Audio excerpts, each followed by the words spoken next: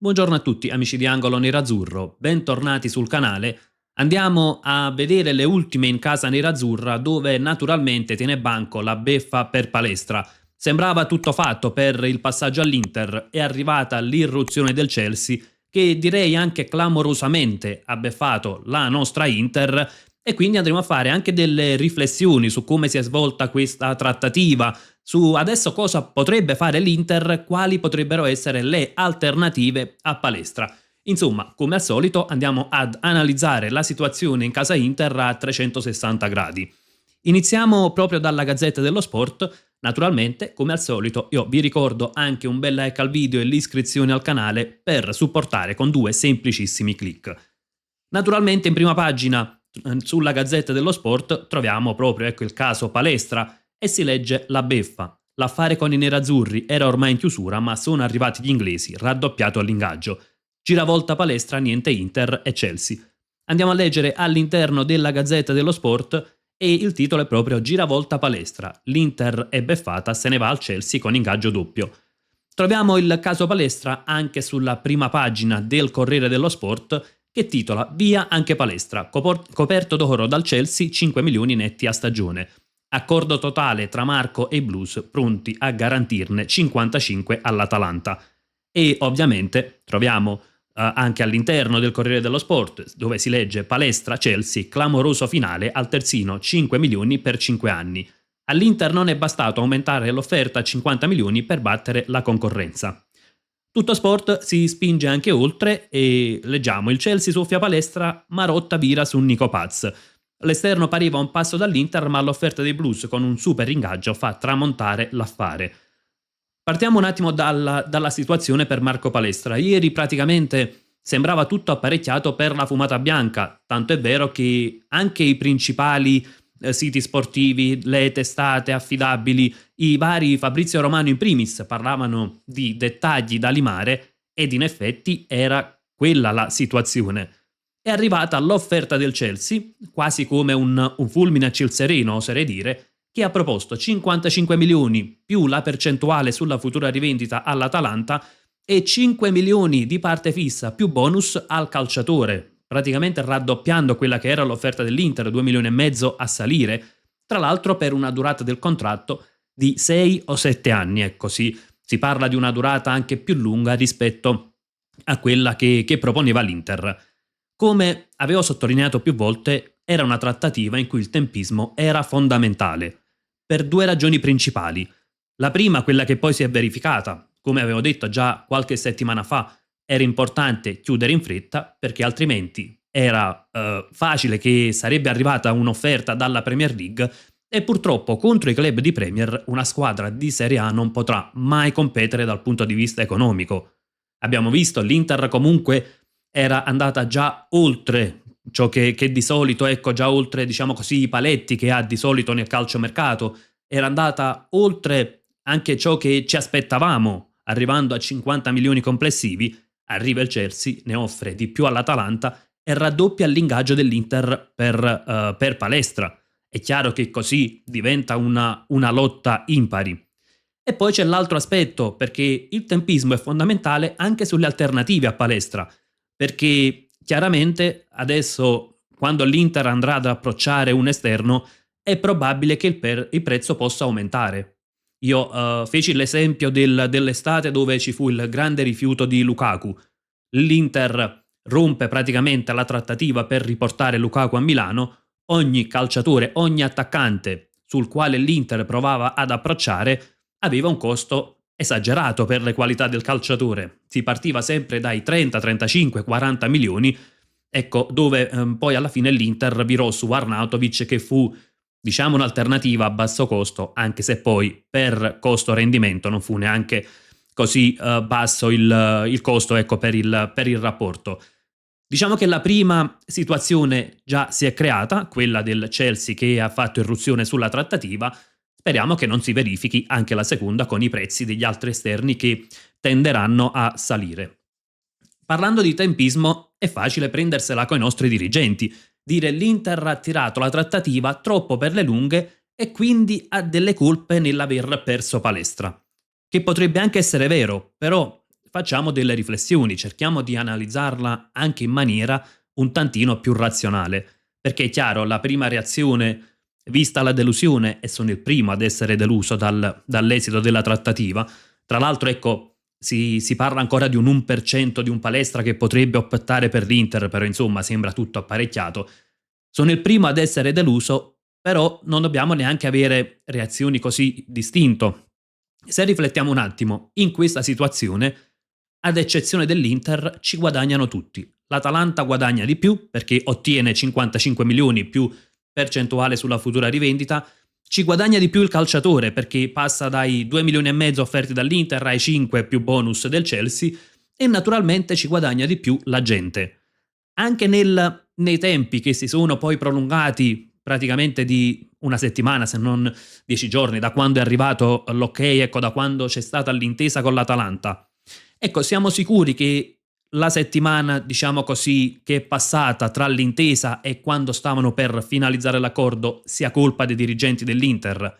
Perché a me viene da pensare, potrebbe essere che magari è stata la stessa Atalanta a tentennare nell'attesa che arrivasse un'offerta, oppure, ed è una situazione forse ancora più probabile, è stato lo stesso agente del calciatore che si è attivato, perché anche il momento in cui è arrivata l'offerta del Chelsea, insomma, lascia molti dubbi. Riflettiamo su questo. L'offerta del Chelsea arriva nel momento, oppure viene comunque presentata, nel momento in cui era tutto apparecchiato per chiudere. Non escluderei neanche che potrebbe essere stato un gioco dell'agente di palestra. Ho l'offerta dell'Inter, l'Inter sta per chiudere, provo un ultimo tentativo col Chelsea mettendoli a corrente dell'offerta fatta dall'Inter per vedere se eventualmente sono pronti a fare un grosso rilancio e a convincere il mio assistito con un'offerta molto più alta. Non escluderei che potrebbe essere stata una situazione del genere dove magari l'Inter ovviamente deve contrattare con agenti e con l'altra squadra, ma è la controparte che magari cerca di creare quella situazione per guadagnare maggiormente. Ecco, quindi è una situazione particolare.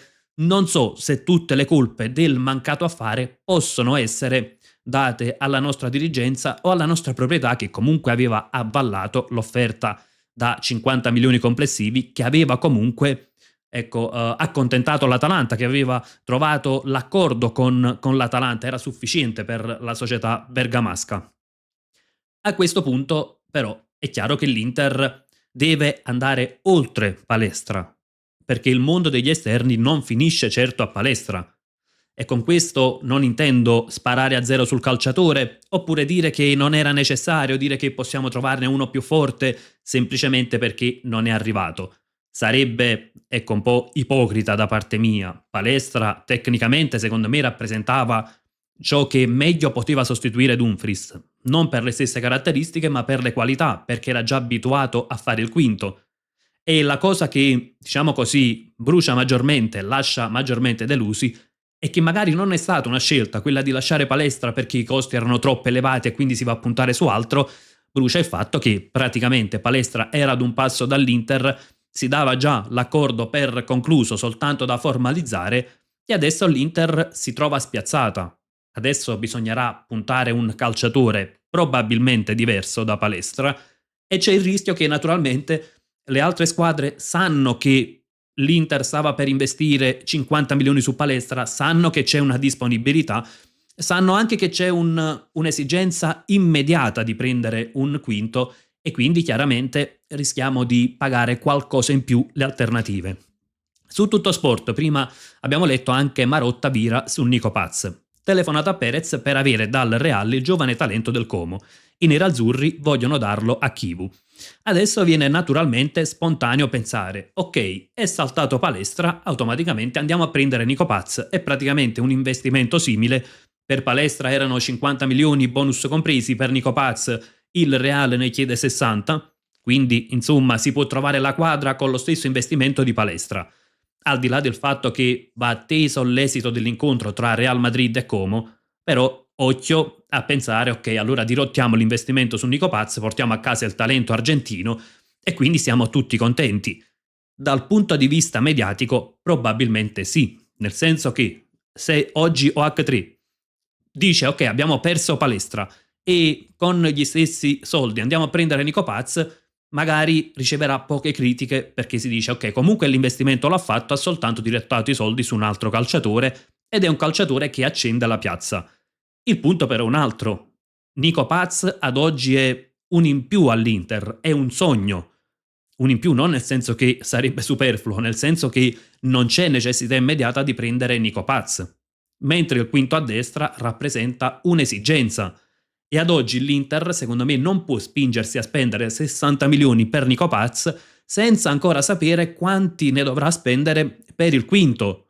Perché, come detto, adesso i prezzi potrebbero aumentare. Per qualche calciatore c'è la vetrina del mondiale, per altri possiamo trovare delle società pronte ad approfittare della situazione. Quindi l'Inter, che dovrà prendere obbligatoriamente un quinto a destra, alla quale serve obbligatoriamente uno, anzi due difensori, perché anche Solé non è ancora certo chiuso l'affare, quindi servono almeno due difensori, almeno un quinto a destra.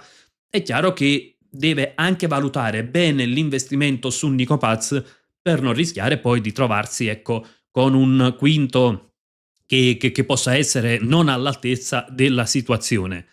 E arriviamo al punto. Ovviamente non dico che mi dispiacerebbe Nico Paz, sia chiaro, però in questo momento il quinto a destra, visto che non ne abbiamo di ruolo, perché abbiamo Luis Enrique e Diouf, però insomma difficile considerare uno dei due il titolarissimo all'Inter, è chiaro che deve rappresentare la priorità del mercato.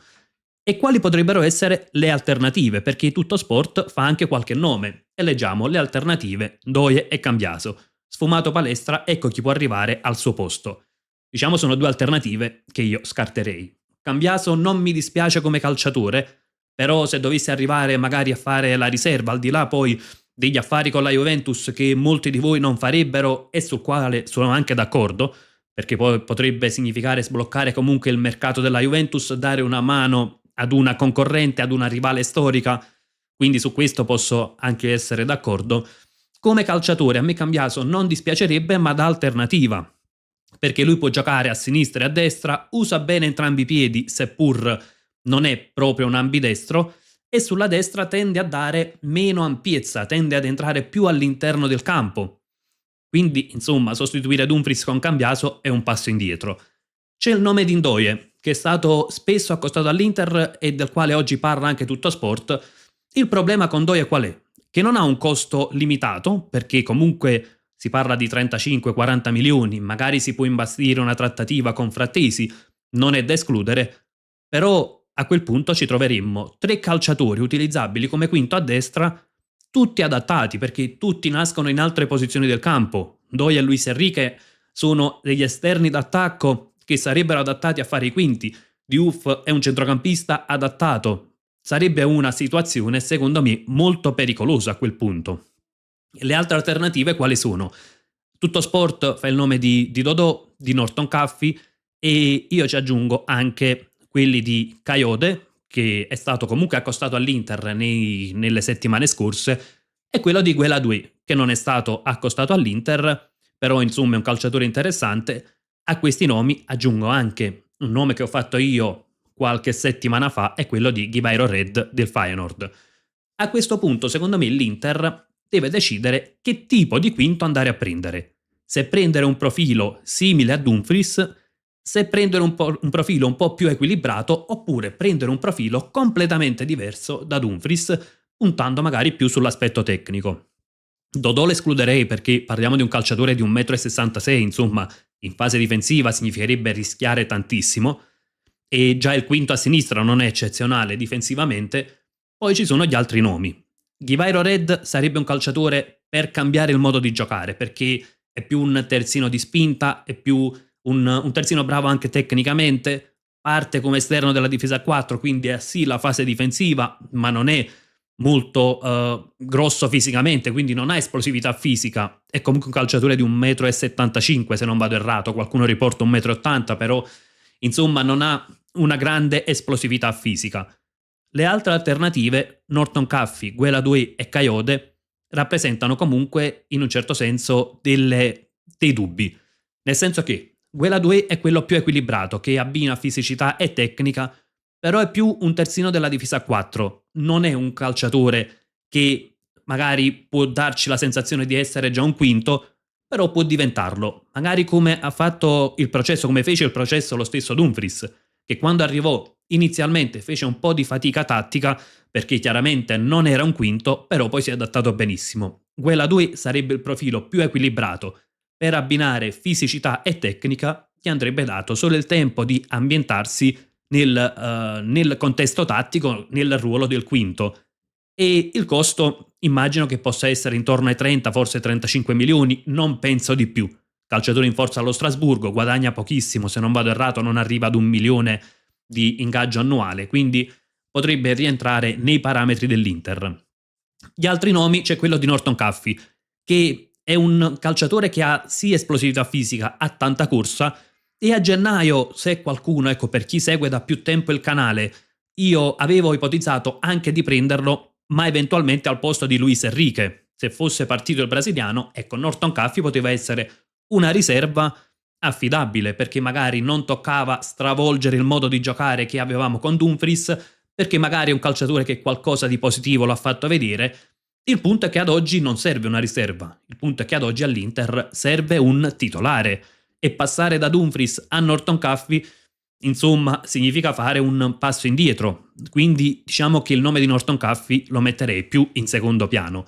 E poi c'è quello di Kayode, che secondo me è un profilo da attenzionare, perché è un calciatore che già conosce il campionato italiano, è giovane, è italiano e abbiamo visto che comunque non è mai un fattore secondario con l'Inter con Marotta, ed è un calciatore che ha buona fisicità, ha buona tecnica, tanta corsa, ha anche il dribbling, ha una media di 1,5 dribbling riusciti a partita in Premier League, ed è un calciatore che potrebbe adattarsi bene a fare il quinto. Quindi diciamo che le prime scelte secondo me possono essere Guela 2, Kayode, che non mi dispiacerebbe per nulla, e penso che anche su Kayode il prezzo potrebbe essere 25-30 milioni, non mi aspetto un prezzo esorbitante, a meno che, ecco, la società che lo vende non provi ad approfittare della situazione. Poi ci sono gli altri nomi. Se l'Inter volesse cambiare completamente il tipo di quinto, cosa che non farei, però ecco, è un nome valido, è Ghivairo Red secondo me, e anche lì, come detto, è un prezzo secondo me che potrebbe essere abbordabile, 30-35 milioni. Poi ci sono le scelte che, diciamo così, rappresentano un bel passo indietro. Norton Caffey, che come calciatore in sé non mi dispiace, però insomma fare il quinto titolare all'Inter dopo Dumfries non è semplicissimo. Dodò sinceramente lo scarterei a priori. Andiamo anche a vedere gli altri articoli di giornata prima di andare insomma in chiusura di questo video. Leggiamo: cresce la fiducia per il doppio colpo Jones più Solé. I campioni d'Italia puntano a fiaccare le resistenze di Liverpool e Udinese. Io non ho così tanta fiducia, e non è per la conseguenza della trattativa palestra, ma non ho tanta fiducia in Jones, nel senso che il Liverpool non ha necessità di cedere. Il Liverpool ha fatto un prezzo, può permettersi di tenere il calciatore anche fino alla scadenza. La vedo difficile che possa scendere dai circa 35 milioni di euro richiesti a 20-25. Piuttosto, ecco, i Reds, sappiamo come agiscono i club inglesi.